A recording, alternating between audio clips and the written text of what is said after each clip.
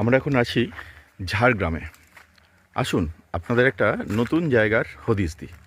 আপনারা তো ঝাড়গ্রাম গেছেন বা কেউ কেউ যাবেন ভাবছেন, কিন্তু এখন আমরা যে জায়গাটায় রয়েছি সেটা অনেকে হয়তো শুনেছেন, কিন্তু সত্যি প্রত্যক্ষ করার জন্য দেখুন, চেতনা ইকো রিসোর্ট।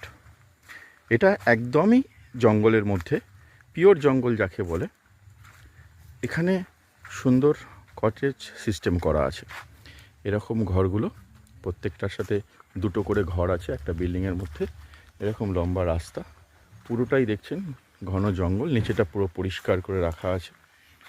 আর এই জায়গাটা বসে খাবার জায়গা, চাইলে এখানে খেতে পারেন আপনারা। আর ওদের নিজস্ব ডাইনিং রয়েছে। এই রুমগুলোর ভাড়া হচ্ছে 2500 প্লাস ট্যাক্স। আর এই দিকের যে রুমগুলো আছে সেগুলোর দেওয়া আছে হচ্ছে শাল, পিয়াল, মহুয়া, এরকম পাখির নাম দিয়ে এরকম রুমগুলো দেওয়া আছে। এখানটাও সুন্দর করে সাজানো জায়গা। এগুলো হচ্ছে 2300 টাকা প্লাস ট্যাক্স।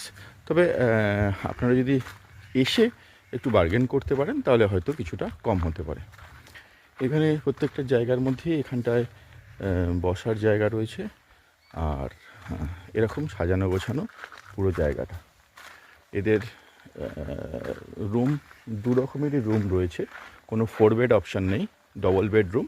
চাইলে একটা এক্সট্রা কট দেওয়া যেতে পারে, তার জন্য এক্সট্রা 400 টাকা করে লাগছে। আর এটা হচ্ছে এদের ডাইনিং রুম, সুন্দর। আর এ হচ্ছে এদের মেন পাহারাদার। এ সবসময় আমাদের গাইড করলো, আসার সঙ্গে সঙ্গে ওয়েলকাম করলো।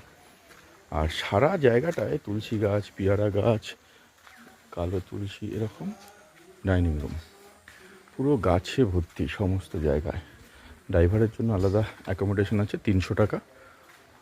আর এইটা রিসেপশন, ছোট চেতনা ইকো রিসোর্ট। এখানে নিজেদের তৈরি ফুড এরা করে, এবং সেই ফুডস এবং সবজি যেগুলো হয় সেগুলো করে। এটা ওদের রিসেপশন। আর এই জায়গায় আঙুর গাছ বসানো আছে, এখানে তেজপাতা গাছ রয়েছে, এখানে নাগপুরি কমলা গাছ আছে। এই জায়গাটা পুরোটাই বাগান করা আছে, এবং এদের নিজস্ব হাঁস, মুরগি সব পালন করা আছে। পার্কিংয়ের কোনো অসুবিধে নেই, এখানে প্রচুর পার্কিং জায়গা রয়েছে, অজস্র গাড়ি একসঙ্গে পার্কিং হতে পারে। আর যেটা ইন্টারেস্টিং সেটা হচ্ছে এই জঙ্গলটা। আমি জানি না রাত্রিবেলার কী ভাইব আসবে, তো দিনের বেলা এই জায়গাটা এরকম। আর সামনে সব চাষ করা আছে এখানটা। আর আমরা যে রাস্তার